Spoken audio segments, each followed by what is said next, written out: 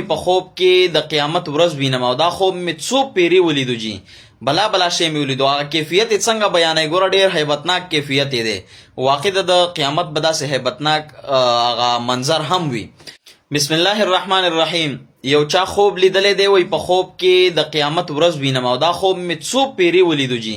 بلا بلا شی مې ولیدو هغه کیفیت څنګه بیانې ګوره ډیر هیبتناک کیفیت دی واقع د قیامت به داسې هیبتناک هغه منظر هم وي.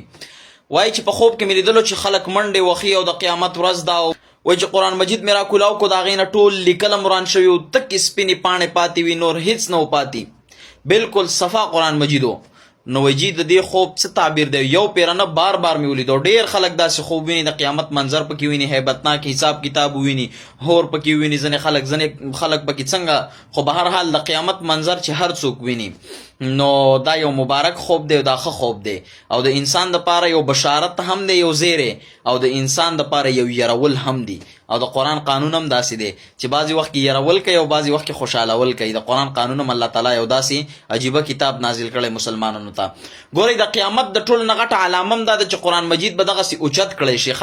قرآن مجید به اوچت کړی شي که چا یو خوب کې دغسې لیدلي دا څنګه چې خوب ماته بیان شوی دی نو ګوره دا د قیامت د علامو نه یوه لویه علامه ده او بالکل حقیقتا علامه ده 100%. نو وروره که د قرآن نه لرې د قرآن سره زړه ولګوه د قرآن سره ځان جوخ کا د قرآن نه ټکي اوچتېدل دا بقاعده د احادیثو نه هم ثابت دی که په سینه کې د قرآن څه حصه نشته یاد یې که په یادو باندې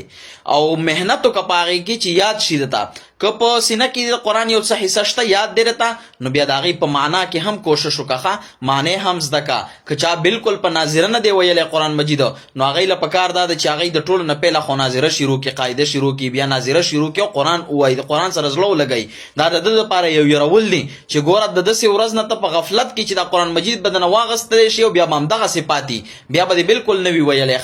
نو وروره ته د قرآن مجید سره زړه ولګوه او بالفرد والمحال که د قیامت داسې هیبتناک منظر څوک وویني نو معنا دا دی د ګناهونو نه ځان لرې کړي دی په ګناهونو کې دی او آخرت نه هیر دی نو د هغه ګناهونو نه دې ځان وساتي او